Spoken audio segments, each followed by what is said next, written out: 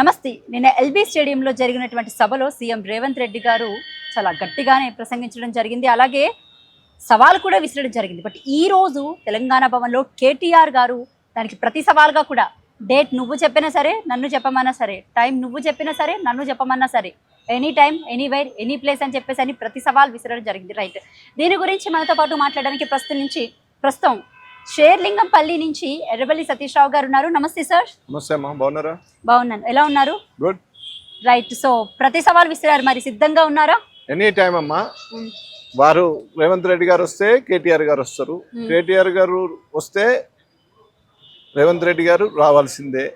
కాబట్టి వారు టైం ఎప్పుడు చెప్తే అప్పుడు రెడీ అన్నారు. వారు కనుక రాకుంటే 8th నాడు ప్రెస్ క్లబ్ లో మా కేటీఆర్ గారి సమక్షంలో బృందం పోయి మేమే ఉన్నట్టు ప్రజలకు చెప్తాం.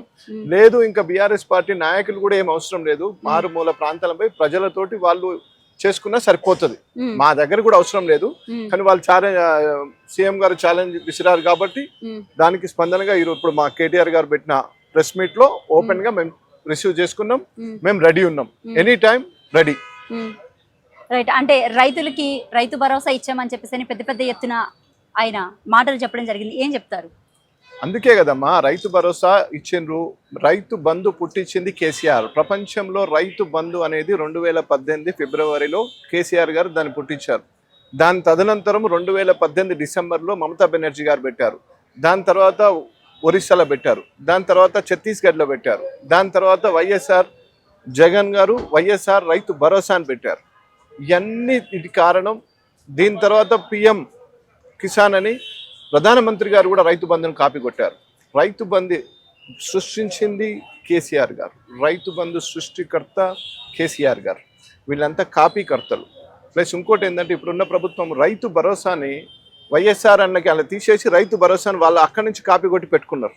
అసలు మాది రైతు బంధు కేసీఆర్ గారు సృష్టించింది. ప్రపంచంలో భూమికి రైతుకు నేరుగా అకౌంట్లో డబ్బులు వేయడం ఓన్లీ కేసీఆర్ గారితో అయింది. అది యావత్ తెలంగాణ ప్రజలకు తెలుసు, భారతదేశ ప్రజలకు తెలుసు. దాని తర్వాతనే పిఎం గారు పిఎం కిసాన్ అని పెట్టడం జరిగింది.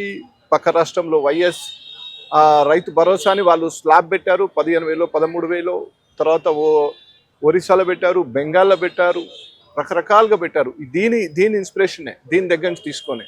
అట్లాంటిది వాళ్ళు రైతులకు 15,000 ఎకరాన్ని ఇస్తున్నారు, కౌలు రైతులకు కూడా 15,000 ఇస్తున్నారు. అది ఇవ్వకుండా 2-3 సార్లు ఎగ్గొట్టి ఒక్కసారికి 6,000 ఇచ్చి 6,000 కోసం దానికి ఒక పండుగ చేసి వాళ్ళు అడుగుతున్నారు. ప్రజలకు పోయి ఒకసారి అడగమనండి, రైతులను అడగమనండి. గుడ్డలు ఇప్పదీసి కొడితే తప్ప ఇందిరమ్మ వాల్యూ తెలీదు అని చెప్పేసి నిన్న ప్రసంగంలో మాట్లాడడం జరిగింది. ఆ కామెంట్స్ మీరు అసలు ఏ విధంగా చూస్తారు? అంటే ఒక ఉన్నత పదవిలో ఉండి మనం మాట్లాడే భాష, మనం ఒక ఇన్ని కోట్ల మంది మనల్ని ప్రజలు చూస్తారు కదా, మనం మాట్లాడే భాష చాలా సాంప్రదాయంగా సిస్టమ్గా ఒక పద్ధతి ప్రకారం ఉండాలా.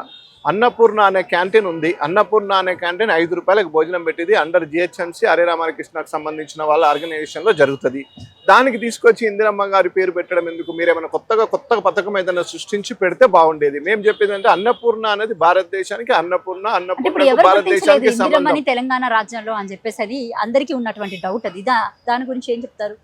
ఇందిరమ్మ గురించి ఎవరికి తెలియదని ఈ రోజు గుడ్డలు ఇప్పదీసి కొడతాను అంటే ఇందిరమ్మ పెట్టాల్సిన అవసరం లేదు. అక్కడ అన్నపూర్ణని తీసి ఇందిరమ్మ పెడుతున్నారు. అన్నపూర్ణ అనేది 5 రూపాయల క్యాంటీన్ భోజనానికి ఉన్న పేరు, ఆ పేరు మార్చకూడదు. ఓకే సార్, నేనేమంటే గుడ్డలు ఇప్పదీసి కొడతా అన్న మాటకి మీరేం చెప్తారు? ఇక ఆ గుడ్డలు ఇప్పటి తీసుడేందో, ఆ గుడ్డలు ఇప్పటి తీసుకొని ఆనందంగా ఆయన చూసుడేందో, మరి ఆ గుడ్డలు ఇప్పటి తీసే ఆ రోగం ఏందో మాకైతే తెలియదు. మరి గుడ్డలు ఇప్పి చూసి ఏం చూస్తారు, ఎక్కడ చూస్తారు, ఏం చూస్తారు? మరి ఆ గుడ్డల సంగతి అయితే మాకు అర్థం కావట్లేదమ్మా. మేము ఎంతగానో ఆలోచించినా మాకేం అర్థం కావట్లేదు. ఒకవేళ రేవంత్ రెడ్డి చర్చకు వస్తే ఏం చేస్తారు? చర్చకు వస్తే పాల్గొంటాం, రైతులు వస్తారు, రైతులే సమాధానం చెప్తారు. మేము అవసరం లేదు, మా నాయకులు అవసరం లేదు, ఎమ్మెల్యేలు అవసరం లేదు, ఎవరు రైతులు. మారుమూల ప్రాంతంలో రైతులు తీసుకొచ్చిస్తే అవునా నాకు 3 సార్లు ఎగ్గొట్టినావు, నా కౌలు రైతులకు ఇస్తాను, వాళ్ళకి ఇవ్వలేదు, వీళ్ళకి ఇవ్వలేదు, నువ్వు చెప్పింది 15,000 చెప్పినావు, నువ్వు ఒక 6,000 ఇచ్చి దానికి ఒక పండుగ చేస్తాను. తెలంగాణలో రైతు బంధు సృష్టించింది కేసీఆర్ గారు, దానికి ఇంత పెద్ద హంగామా ఏమున్నది? ఆల్రెడీ సృష్టికర్త, దాన్ని పుట్టించినోడు కేసీఆర్ అని రైతులే చెప్తారు. దానికి ఏ విధంగా మేము ఆన్సర్ చేయాలో ఆ మీటింగ్ లో చేస్తాం. వాళ్ళు వస్తే 99% వాళ్ళు రారు. రీసెంట్ గా బీఆర్ఎస్ విభాగం ఎవరైతే ఉన్నారో మహాన్యూస్ మీద దాడి చేయడం జరిగింది, ఎంతవరకు కరెక్ట్? మహాన్యూస్ మీద దాడి కాదమ్మా, అది నిరసన వ్యక్తం చేయడం జరిగింది. నిరసన ఎట్లా అంటారు? నిరసనే, రాళ్ళేసి కొట్టడం దాడి కాదు, అది నిరసనే అమ్మా. అది ఎలా అవుతుంది? ప్రజాస్వామ్యంలో అది నిరసన అంటారు. దాన్ని దాడి అంటే ఎప్పుడంటే ఇప్పుడు నేను కొడతా నీకు రక్తం వస్తే దాన్ని దాడి అంటారు. నిరసన అంటే నేను నిన్న నేను Office కొడితే మీద నీకు దాడి రక్తం చేయరు కదా. వచ్చిందనుకో, నీకేమైనా ప్రాబ్లం అయిందనుకో, లేకపోతే మీ కెమెరామెన్ కొట్టినామనుకో, ఆయనకి ఏమైనా ప్రాబ్లం అయిందనుకో, లేకపోతే మీ ఎంప్లాయీని ఇంకేమైనా కొట్టినామనుకో, ఆయనకి ఏమైనా ప్రాబ్లమే, మ్యాన్ హ్యాండ్లింగ్, ఆయనకి రక్తమో లేకపోతే దెబ్బలు తాకుతానో దాన్ని దాడి అంటారు. మాకు నిరసన వ్యక్తం చేయడం జరిగింది. నీకు ఎంత ధైర్యం ఉంటుంది? నువ్వు కేటీఆర్ గారు ఫోటో తీసుకొని వేరే వాళ్ళ ఫోటో తీసుకొని ట్రోల్ చేసే అంత ధైర్యం నీకు ఈ గడ్డ మీద ఎక్కడి నుంచి వచ్చింది? నువ్వు పెట్టింది మీడియా, నీకు మీడియా సాంప్రదాయం, మీడియా పద్ధతి, నీకు మీడియా అనే రూల్స్ అండ్ రెగ్యులేషన్ చేస్తే ఒకరు డైరెక్ట్ నువ్వు జడ్జివా, లేకపోతే నీకేమన్నా ఇన్ఫర్మేషన్ వచ్చిందా? Who are you?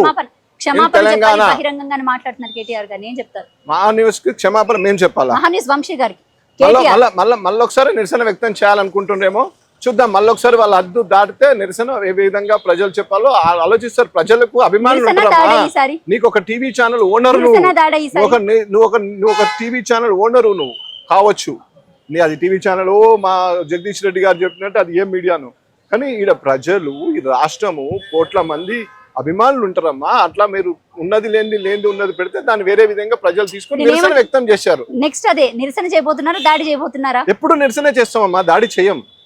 దాడి తెలంగాణలో ఎప్పుడు ఉండదు, నిరసనే మా అంటే గాదరి కిషోర్ గారు కానివ్వండి, కంచర్ల భూపాల్ రెడ్డి కానివ్వండి, లేకపోతే జగదీష్ రెడ్డి గారు కానివ్వండి, వీళ్ళంతా కూడా మళ్ళీ చర్యకు ప్రతిచర్య తప్పు చేస్తే తప్పకుండా చర్య ఉంటది అని చెప్తున్నాం. ఈసారి నుంచి ఊకోమని చెప్తున్నాం.